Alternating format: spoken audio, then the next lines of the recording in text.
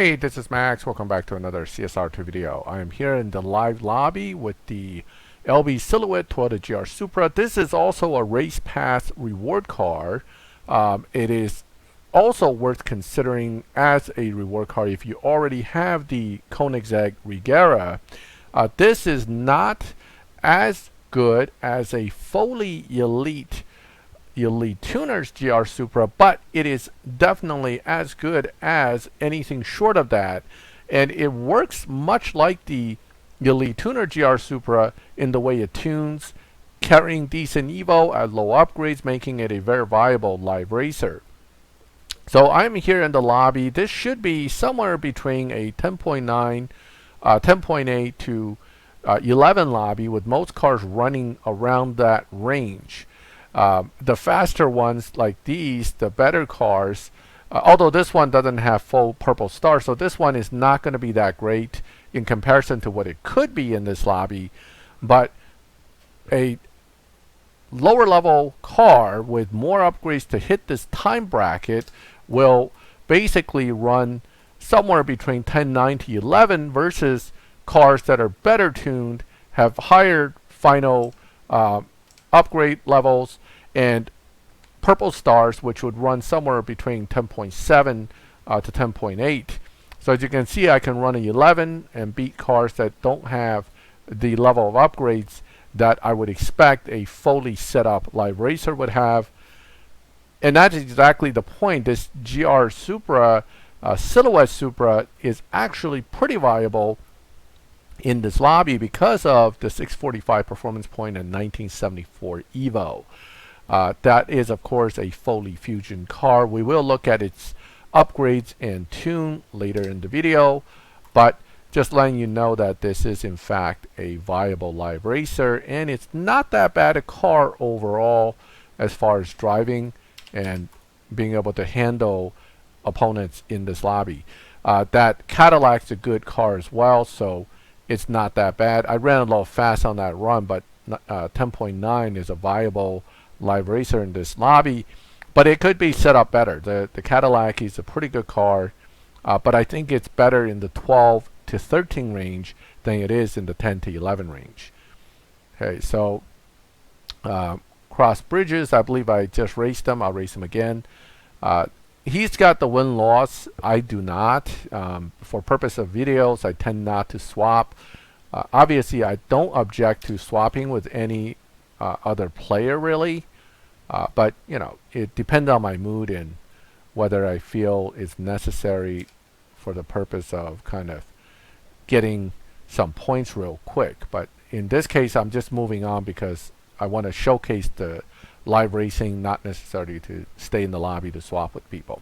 All right, so we're looking at 2 or 3 opponents. Here's another one. Now this one has 4 stars, so I expect this one, if tuned properly, to perform a little better than the 3-star version that I just raced.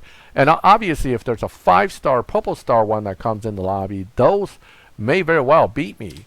Not only give me a hard time, but may actually beat me in this lobby. But again, the LC has a pretty aggressive top end, so I need to be careful not to slow down too much, which I just did there. But you know, you can sort of see where it can go. So that one was 4 stars, was able to hit the 10.7 range. That's kind of pushing that car, though. I suspect his dyno is still 10.9 range. He just ran faster than the dyno to get that win. Which means if I run him more than once or twice, I may be able to accidentally or intentionally bump him from this lobby. Nonetheless, it's better to kind of get a better feel for everything that kind of hangs out in here. So I'm going to see if I can find another opponent to race something different. If not, I'll try to challenge the same players again. But it looks like everybody's busy. Wow. Well, that's a good thing, I guess. Everybody's got somebody to race. This could be a very interesting tune, depending on how well they have their Type S set up. With the proper tune, the Type S is quite deadly in this lobby, but we'll find out pretty quickly when we race them just how good the Type S is set up. Because it will run out on me pretty fast, or it will be able to maintain something against me pretty well. I am going to be careful not to lose. But at the same time, that was not super challenging there. Okay, so the Tab S unfortunately isn't running the tune I was expecting. So therefore it's not doing as well. Again, this car is better in the slightly slower lobby with the proper tune.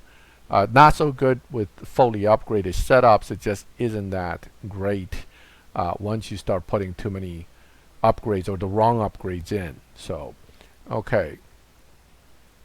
Let me see what else we got. Let's do 1 or 2 more races, then I'll go back, give you guys the setup and tune. And you decide for yourself if you like the car enough to want to take it out to live racing for some fun.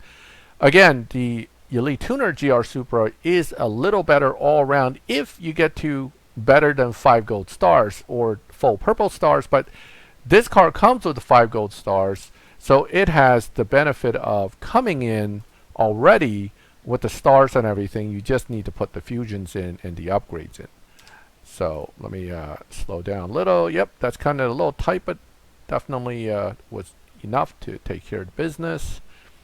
Okay, 10-9 is pretty good in that lobby. I did 10-8-7-0. So I can run how I want to run it, just have to slow it down enough at the end to make sure I'm winning without going too fast and eventually pushing my average into a quicker lobby. I want to stay in this lobby because I can win in this lobby. Okay, so I think it's going to be challenging to find another player. So let's go back and take a look at the setup and tune for this car. Again, like the Regera, I'm giving you a setup and tune that does not contain any stage 6s. This makes it easier to build this car and set up this car. This is using full fusions, however, so keep in mind you will need some epics, lots of basic uncommon and rare fusions as well. So unlike the Regera, where the focus is on 3 parts, this one, the focus is on some different ones, and that is the engine, turbo, and intake, all of them running stage 3, because this car benefits a lot from these particular parts. Nitrous doesn't really do as much for this car as you may think, so I left it off. Same thing with body, and then that gives me basically 3, 5, 3, 3, 3, and then 0, 0 for the setup. That allows you to use the standard shift pattern, instant second, quick to third. You know, you can let third run all the way through, and then fourth, fifth, sixth, seventh, eighth. The final tune that I'm using utilizes the maximum evo, so I'm not tuning this car on a lighter evo to try to beat dyno because I don't really need to, but 0-100 tire and 2.92 gives me a dyno of 10.688. Notice the 10.688 pushes me into almost a 11-second lobby after I ran it slower for a few initial races, and this allows me to win in that lobby without ever touching my dyno, making this car relatively stable in the lobby without being pushed out. And as long as you keep running 10A, 11, 10-9s, you're never going to get pushed into a lobby where you can't win. So that is the LB Silhouette Toyota GR Supra, no stage 6 setup and tune for live racing. Something to consider if you're planning to get this car from the Race Pass this season. Again, this is also a free to get Race Pass reward car, so it's definitely worth a consideration if you already have the Regera. Some people want more Regeras for parts, whatever, sure. But if you already got a Regera and you want this Supra because you don't have it, it's not a bad car to consider. So that is my video on the live racing and tune that I would recommend for this car. If you have any questions, feel free to make them in the comments. If you have your own thoughts about different setups, feel free to share them. This is just one of many that you can possibly use.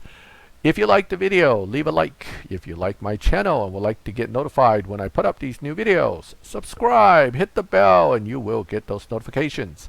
And as always, thank you for watching my videos. I'll catch you next time.